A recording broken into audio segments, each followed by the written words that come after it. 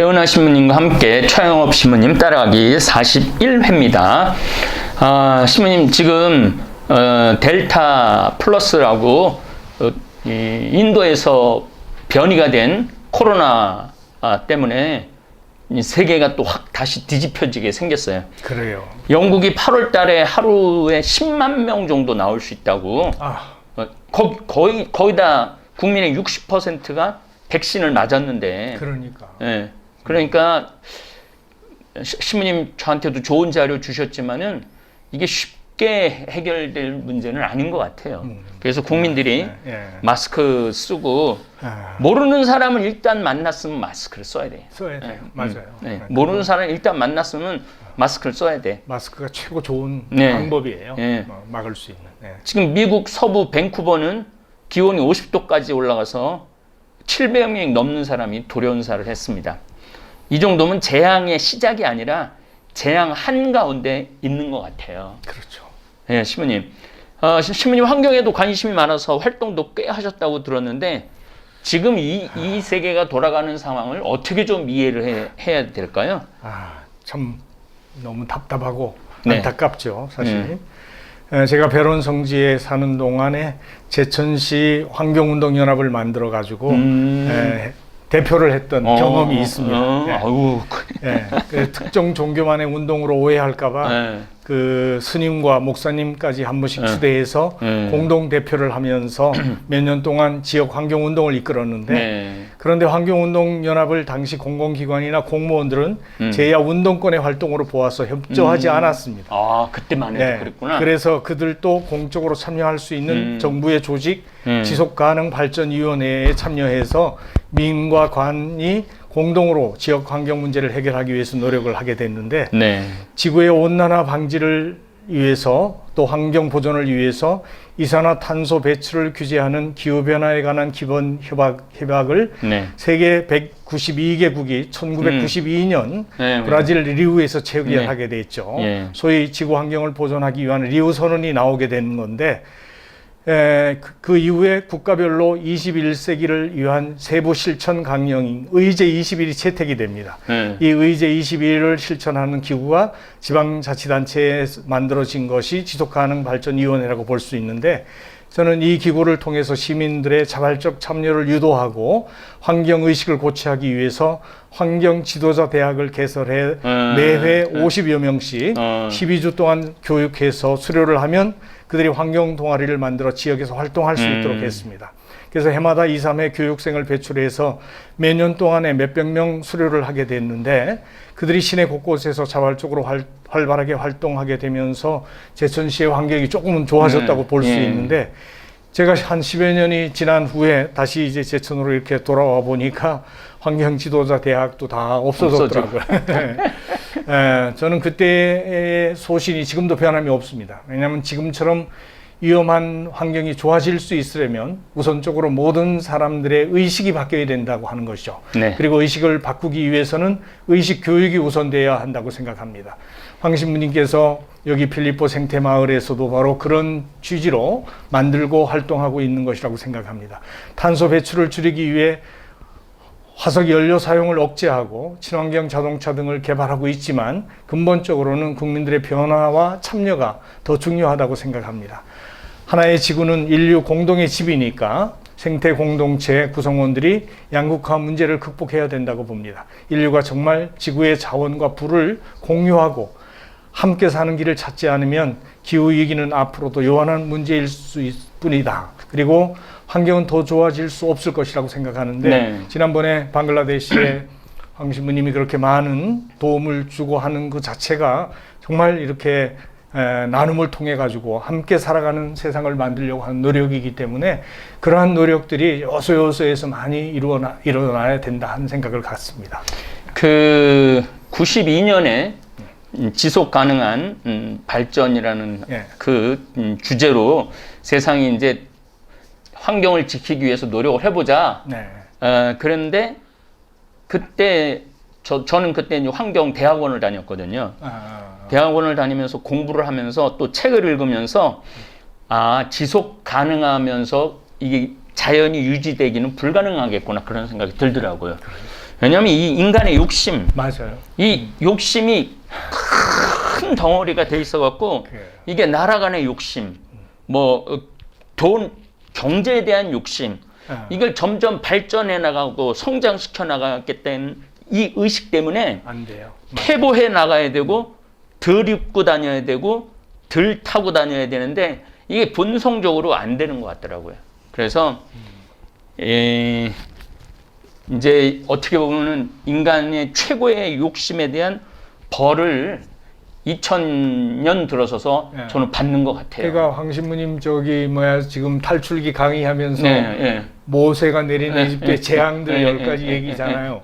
사실 지금 이것은 그때는 뭐 이제 세계가 그렇게 돼 있었지만은 지금 세계 속에서 하느님께서 주시는 어떤 재앙 메시지 아니냐. 네, 그렇죠. 인류에게. 그렇죠. 맞아요. 경고 맞아요. 아니에요, 사실은. 그걸 그렇죠. 우리가 이해하고 받아들여야 되는데, 그러면 우리가 바뀌어야 되는데 우리가 파라오보다 고집이 더 세요. 바뀌지는 않아. 하는 뜻을 안 받아들이고. 맞아요. 정말 맞아요. 그런 느낌이 사실 많이 들더라고요. 드디어 베론에 방문하셔갖고 르그레아 주와 신부님에게 편지를 씁니다. 11번째 편지 김종호 신부님 목소리로 듣겠습니다. 11번째 편지 베론에서 1855년 10월 8일 예수 마리아 요셉 지극히 공경하올 르그레 주와 신부님께 금년에는 신부님들한테서 아무 편지도 받지 못하였습니다. 어찌된 연유로 우리 연락원들이 상해로부터 소식을 가지고 올 거룻배를 하나도 만날 수 없었는지 알 수가 없습니다. 지난 봄에 우리는 연락원들을 거룻배에 태워 상해로 보내놓고 오롯한 마음으로 초조하게 기다리고 있습니다. 우리 연락원들은 상해에서 베르네 새 주교님을 영접하는 동시에 신부님들에 대한 기쁜 소식과 또한 새로운 우리 협력자 선교사들을 모셔오기 위해 떠났던 것입니다. 우리 연락원들이 탄 거룻배가 강남에서 오는 신자배를 만났습니다만 그 사람들의 말이 주교님 일행이나 편지 등을 실은 배를 만나지 못했다는 것이었습니다. 그래서 우리 거룻배는 연락원들을 강남 신자배에 옮겨 실은 후 서양에서나 중국에서 전하는 소식을 아무것도 듣지 못하고 조선에 돌아왔습니다. 원컨대 하느님께서 자비를 베푸시어 우리 신부님들이 편안히 계시고 모든 일이 순조롭게 되어가고 있기를 바랍니다. 그리고 우리 연락원들이 강남까지 무사히 도착해서 머지않은 장래에 새 주교님과 선교사들을 무사히 우리 포교지에 모셔오게 되기를 바랍니다. 지극히 좋으신 하느님의 자비로운 은혜로 우리는 모두 웬만큼 건강하고 제법 평온히 지내고 있습니다. 금년은 풍년이 들어서 불쌍한 우리 신자들이 한시름 놓았습니다. 우리에게는 더욱 큰 기쁨이 있습니다. 하느님께서 많은 새로운 형제들을 우리에게 보내주시어 하느님 아버지의 밭에도 풍년이 들었습니다. 저 혼자서 어른에게 세례성사를 집전한 숫자만 해도 자그마치 240명이나 되었습니다. 그러나 분통이 터지는 일도 있습니다. 영세자들 중에 양반으로 불리는 사람들은 처음에는 다른 이들보다 더 열심하고 굳세어 보였습니다만 지금은 다른 이들보다 더 쉽게 가시덤불이 무성해져서 숨이 막혀 시들어 버렸습니다.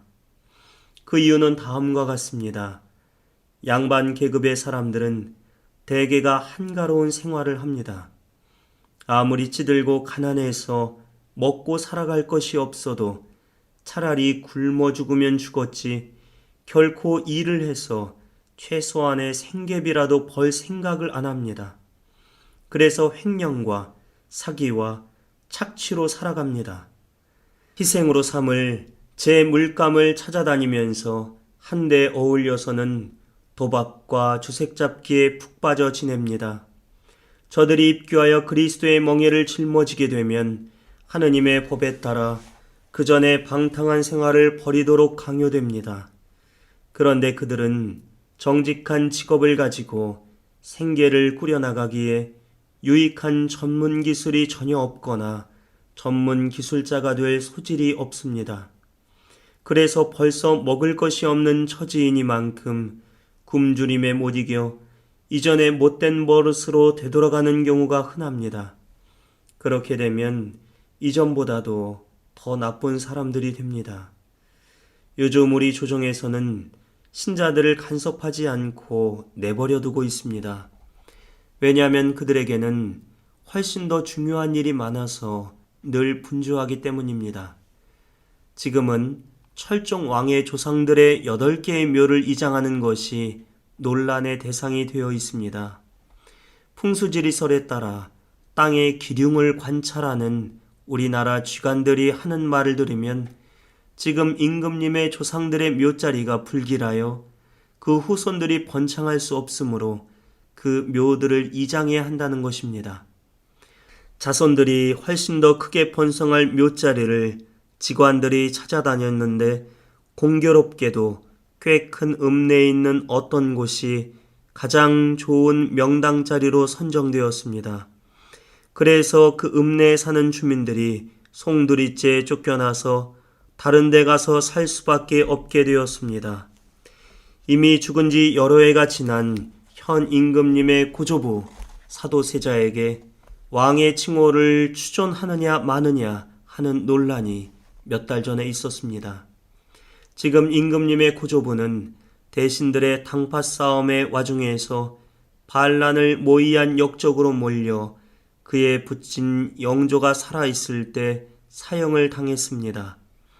그때 그 왕자를 처형하는 데 주동자들이었던 대신들의 후손들이 지금 조정에서 가장 큰 세력을 지니고 있습니다. 그래서 자기들의 조상들이 무죄한 왕좌를 불이하게 사형에 처하였다는 유죄의 비난을 받지 않게 하려고 그 추존을 완강히 반대하였습니다. 그래서 추존 문제를 제일 먼저 주장한 자는 귀양을 갖고 그 추존을 찬동한 나머지 1000여 명은 벼슬자리를 잃어버리고 형편없이 처량하게 지내고 있습니다.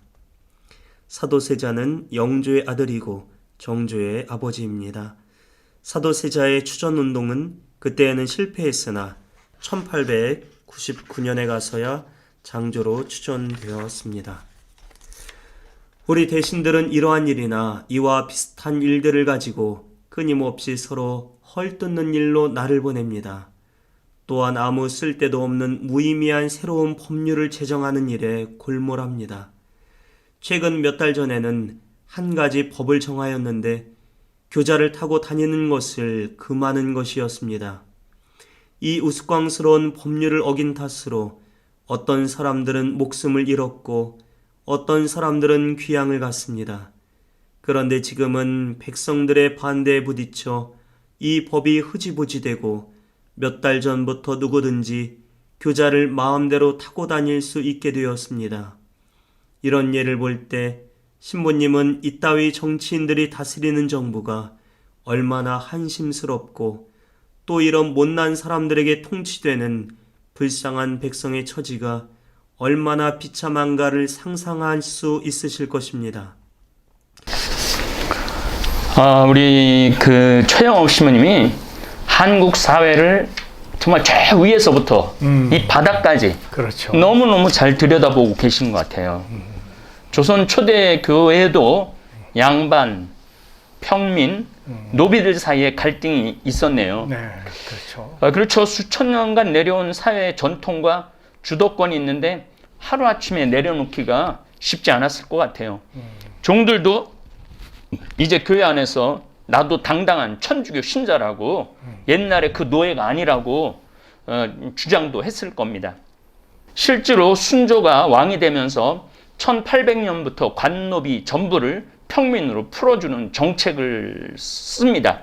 그래서 평민이 많아지고 또 돈 많은 평민은 가난한 양반집에 족보를 끼워 넣기도 해서 거의 뭐 조선 말에는 족보를 가지고 있는 숫자가 인구의 절반 정도 됐다고 그래요. 근데 그러니까 이제 사회는 무너진 거죠. 완전히 무너졌다고 그렇죠. 봐야죠. 우리 배 시모님 차영옥 신문 편지에 양반의 그 적나라한 비리를 잘 적었는데 조선 양반의 모습은 어땠는지 좀 설명을 듣고 싶습니다. 네. 뭐 지금도 뭐 그런 양극화 현상은 어디든 있습니다만 최 신부님은 당시 사회 문제들을 회피하지 않고 신앙적 관점에서 돌파하려고 의지를 가졌다 생각이 듭니다. 그래서 이 편지에 양반들의 이중적인 신앙생활에 아주 분통 터지는 일이라고 하는 표현을 하는데 그들을 씨 뿌리는 사람의 비유 마태복음 13장에 나오는 그의 비유를 들면서 가시덤불에 갇혀 숨 막혀버리는 것에 이제 비유를 하고 있거든요. 그러니까 무엇이 문제일까 이렇게 한번 좀 살펴볼 필요가 있는데 조선시대의 신분제는 법적으로 양인과 천인으로 나누어져 있습니다. 그러나 실제로는 양인이 다시 양반, 중인, 상민으로 나누어져서 천인을 포함해서 내범주의 신분이 존재했다고 보는 것이죠. 이들 신분층은 각각의 신분에 따라 사회적으로 하는 역할이 달랐고 신분 사이에는 넘기 어려운 벽이 있었다고 봅니다. 맞아요. 양반은 특권을 누리던 최고 지배층이었습니다. 본래 양반은 문반과 무반을 통칭하는 말이었지만 점차 그 양반이잖아요. 양쪽 반이라고. 점차 신분이 명칭으로 자리 잡게 된 것이죠. 양반은 보통 유학을 업으로 삼고 아무 제한 없이 관료로 승진할 수 있는 지배층인 동시에 지식층이었습니다. 양반의 지위는 법적으로 문무반의 관료와 그의 직계 가족에게만 주어졌기 때문에 원칙적으로 세습은 되지 않았었습니다. 맞습니다.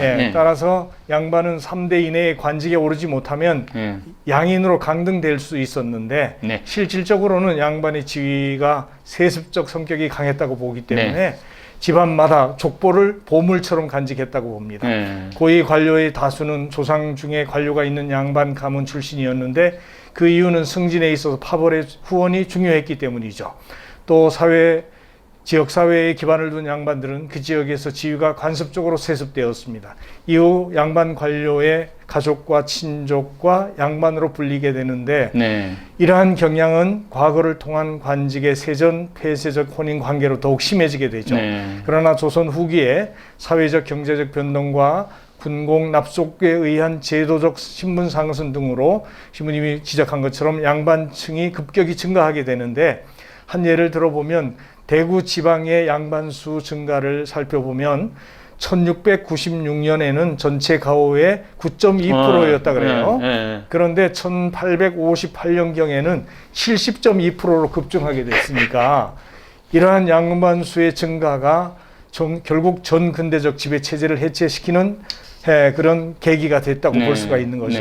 이렇게 양반 계급이 강대해짐으로 인해서 더 많은 양반이 더할 수 없는 빈궁에 빠져서 강탈과 착취로 살아갈 수밖에 없게 되었기 때문이란 거죠. 그렇죠. 모든 양반이 최영합 신부님 편지대로 노동은 절대로 안 하고 벼슬자리만 얻으려고 시험 준비만 하면서 사니 거의 모두가 다른 생활 방도를 갖지 못하고 사는 거죠. 그래서 며칠씩 굶으면서도 일하는 것은 거절하는 것이 양반이었다고 하는데 달래 신부는 이 조선 사회의 양반 계급을 가지고 세계에서 가장 강력하고 가장 오만한 지배 계급이라고 표현을 했습니다. 조선 양반은 도처에서 지배자와 폭군 행세를 하는데 큰 양반이 돈이 없으면 하인들을 보내서 상인이나 농민을 잡습니다. 그자가 순순히 돈을 내면 놓아주고 안 그러면 양반 집으로 끌고 와서 가두고 먹을 것도 안 주고 요구하는 금액을 낼 때까지 때립니다. 가장 정직한 양반들도 자발적인 차용 형식을 가장해서 돈을 빌리거나 차용한 것을 돌려주는 일이 없었다고 합니다. 그리고 이런 강탈 행위를 막을 수 있는 수령은 하나도 없었다. 그렇죠. 한통속이기 때문에. 또 양반에게는 부자건 가난하건 유식하건 무식하건 간에 온갖 경의를 다 표해야 하는데 아무도 양반 가까이 갈 수도 없고 함부로 똑바로 쳐다봐도 안 되고 관원도 함부로 양반 집에 못 들어가고 양반을 몰라보고 손을 댔다가는 엄한 벌을 받게 되는 것이기 때문에 오죽하면 양반을 호랑이보다 무섭다고 했다 합니다. 그렇게 이제 양반 계층이 있고 중위는 양반층 아래의 행정 실무를 맡아보던 하부 지배 신분 계층이라고 볼 수 있는데 역관, 의관 등 기술관, 그리고 향리, 서리, 토관, 군교, 서울 등이 여기에 속했다고 보는 것이죠. 양반보다는 아래지만 평민보다는 위에 있는 계층입니다. 우리가 생각하는 일반 백성은 상민으로 평민 또는 양민이라고 합니다. 이들은 생산활동에 종사하면서 국가의 전세, 역, 공납 등의 의무를 졌습니다. 그러니까. 법적으로는 교육을 받고 관료가 되는 길이 열려있는 자유인이지만 오랜 기간 과거 시험을 준비할 수 있는 경제 여유가 없기 때문에 실제로는 불가능했다 볼 수 있죠. 상민은 대부분 농민이었고 상인이나 수공업에 종사하는 공장은 그 수가 적었습니다. 농민은 상인이나 공인보다는 우대를 받았죠. 상인은 국가의 통제를 받으며 상업활동을 하는 시전 상인과 보따리를 짊어지고 전국 장시를 돌아다니며 행상을 하는 보부상이 있었는데 조선 왕조의 농본 정책으로 인해서 상업활동이 제한을 받기 때문에 크게 성장하지 못했다고 볼 수 있습니다. 그리고 이제 가장 최하층인 천인에는 노비를 비롯해서 백정, 광대, 무당, 창기 등이 있었다고 보죠. 노비는 소유주가 누구냐에 따라서 공노비와 사노비로 구분됩니다. 이들은 일종의 재산으로 취급되어서 매매, 상속, 증여의 대상이 되었습니다. 하지만 노비도 혼인해서 가정을 이루고 재산을 소유할 수 있었는데 다만 주인에게 예속되어서 생활의 자율권이 없었다고 볼 수 있는 것이죠. 그러면 이들의 그 경제생활 활동은 뭘로 이루어졌는지 보면 양반의 경제 기반은 과전, 녹봉, 그리고 개인 소유의 토지와 노비 등이었다고 볼 수 있죠. 그들은 거의 대부분 지주였고 주수입원은 토지와 노비였습니다.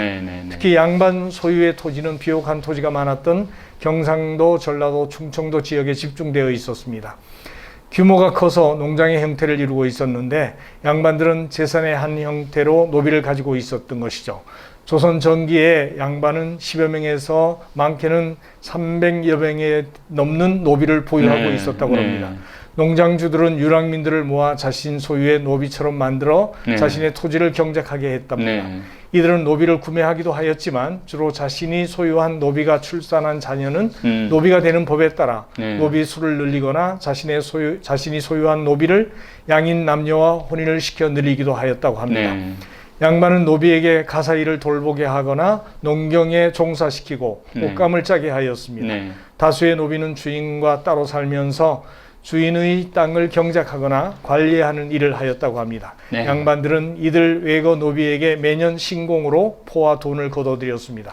이런 경제 기반을 바탕으로 양반은 풍요로운 생활을 할 수 있었지만 앞에서 보았듯이 모든 양반이 부유하지는 않았습니다. 아주 신분 제도에 대해서 싹 훑어줬는데 평민들도 과거 시험을 볼 수 있었어요. 그리고 이 양반도 과거 시험에서 사실 관리가 돼야 되는데 3년 동안 관리직에 오르지 못하면은 그렇죠. 양반에서 떨어지니까 예. 양반을 될 수 있는 유일한 길은 과거 시험인 거죠. 시험. 그러니까 평생 일 안 하고 과거 시험만 보는 거. 그것만 보는 거. 평생을. 나머지는 뭐 아무 능력이 없어요. 다른 거는. 참 그런 걸 보면은 이 양반 제도가 얼마나 잘못된 제도인지 조선 시대에 그렇죠. 좀 볼 수가 있죠. 그 정말 많은 뇌물을 바쳐서 관직을 얻으려고 하는 그런 양반들이 얼마나 많았는지 알 수 있는데 그로 말미암아서 일반 농민들에게 피해가 다 주어지게 되는데 그 당시 상황을 잘 이해할 수 있는 그 책들이 박지원의 양반전이거든요. 스님 양반전 어디 배경으로 하는지 모르시죠? 요 가까운 정선이에요. 정선에 가면 아라리촌이 있는데 아라리촌 있죠. 거기에 양반전에 그 그걸 동네가 있구나. 그 양반전에 대해서 그걸 다 만들어 놨어요. 그리고 이제 거기에 배경으로 하고 있어요. 양반전에. 그러니까 그 양반전이라든가 또 무슨 그 이후에 이제 뭐 그 전에 나온 뭐 임꺽정, 홍길동, 장길산 뭐 이런 것들을 보면은 조선 사회 관료나 양반들이 얼마나 부패했고 문제가 많은지 이제 이런 문제 가지고 이제 얘기하는 거니까 참 양반들이 정말 어떻게 보면 조선 사회의 문제 덩어리라고 볼 수가 있겠죠. 맞습니다. 사도세자 몇 자리를 가지고 또 싸움이 일어나고 분쟁이 생깁니다. 사도세자의 죽음으로 조선이라는 나라는 저는 그 기운을 다했다고 생각을 합니다. 그러니까 8, 12살, 18, 뭐 밖에 되지 않는 어린 왕들이 100년을 다스렸으니 조선은 망할 수밖에 없는 처지였다고 저는 생각을 합니다. 그래서 배시무님 우리 무덤 문화에 대해서 좀 살펴봤으면 좋겠어요. 생태마을 안에도 무덤이 9개인가 있었는데 무덤에서 소나무가 뿌리를 내리고 자라고 있어요. 그럼 자기네들 무덤이래. 다시 말해서 30년 동안 찾아오지 않은 거지. 우리가 찾아가 보니까 여기 이 주소에 있는 뭐 그럼 자기 무덤이라고 그러더라고요. 소나무에서 묘에서 소나무가 자라고 나니까 참 기가 막힌 거죠. 사실 옛날이나 부모 무덤에 갔지 지금은 1대, 2대만 넘어가면은 안 가죠. 그렇죠. 배시무님은 베론의 납골 땅을 진짜 의미 있게 또 거룩하게 꾸며 놓으셨는데 이쪽은 완전 전문가로서 죽음의 문화를 좀 소개해 주시면 좋을 것 같아요. 이거 참 제가 뭐 별별 걸 다 이제 관여하게 되는데 사실 베론 성지에 뭐 오래 살면서 고민했던 어떤 사회 문제 중에 하나가 사실 우리나라의 장묘 문화였습니다.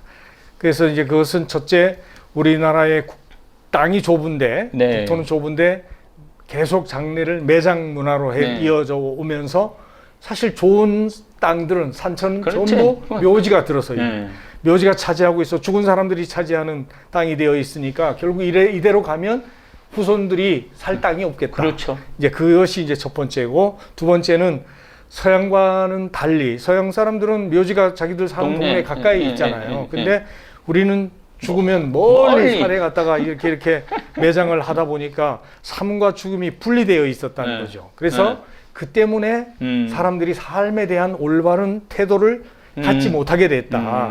이제 그래서 죽음을 좀 더 가깝게 느끼면서 자신의 삶을 살아가게 된다면 훨씬 더 삶이 같이 있어질 수 있을 거라고 생각을 했던 거죠. 그래서 이제 그런 문제들 때문에 화장과 납골 문화를 좀 장려해야 되겠다 하는 생각을 하게 됐는데 뭐 전통적인 매장 문화에 길들여진 사람들이 쉽게 화장을 받아들이지 않을 것 같아서 성지에다가 직접 납골 공원을 좀 아름답게 만들어 볼 생각을 한 거죠. 기가 막히게 말씀하셨죠. 그래서 성지의 문화와 조화시켜서 아름답게 만들어서 사람들에게 비호감을 줄여보려고 무덤이라는 그 거부감을 없애보려고 이제 시작을 했는데 그래서 거기다가 최양업 신부님의 일대기를 타키성 화백이 그려놓은 30점의 작품을 가지고 새겨가지고 이제 유고를 모실 수 있게 만든 거죠. 이제 아름다운 공원으로.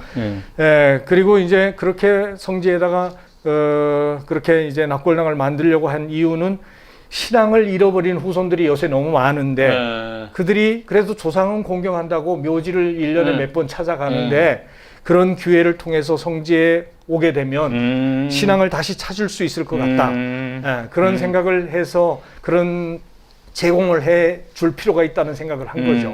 그리고 이제 또 한 가지는 최양업 신부님 기념공원을 잘 조성해서 봉안소의 모델로 만들면은 납골 공원이 늘어나게 되고 그러면 매장 문화가 줄어들게 될 거다. 그래서 이제 그 꿈이 이루어졌어요, 실제로. 많은 사람들이 베론을 찾아와 납골 공원을 보면서 선호하게 되니까 그리고 널리 알려지게 되니까 각 지자체나 성당, 교회 등 여러 곳에서 벤치마킹하기 위해서 찾아왔고 그 덕분에 베론의 납골 공원을 만들 당시 화장률이 한 40여 %밖에 안 됐는데 지난해 통계를 보니까 90% 육박해. 88.4%가 화장을 한대요. 그러니까 그렇게 화장률이 올라가게 됐으니까 이제 산에다가 매장하는 것은 줄어들었으니까 내가 의도한 것은 성공했다 이렇게 생각합니다. 이렇게 우리는 지금 훌륭한 신부님한테서 최양업 신부님 따라가기 공부를 지금 하고 있습니다. 저도 그 납골묘는 많이는 안 가봤는데 신부님이 해놓으신 그 납골묘는 정말로 1등인 것 같아요. 1등. 고민을 많이 했어요. 너무너무 아름답게 했고 최양업 신부님 생애가 또 쫙 있잖아요. 생애를 다 순례하면서 그리고 그 밑에 내 아버지가 그 거룩한 신부님 여행 그 순교지에 내 아버지가 있다. 기분이 얼마나 좋아. 그러니까 우리 엄마가 있다. 그래서 많은 사람들이 오고 싶어 지금 오고 싶어 하는데 뭐 자리가 없으니까 자리가 없어서 안타깝죠 조금. 예, 다음 편지도 또 다음 시간에 공부하도록 하겠습니다. 예, 감사합니다.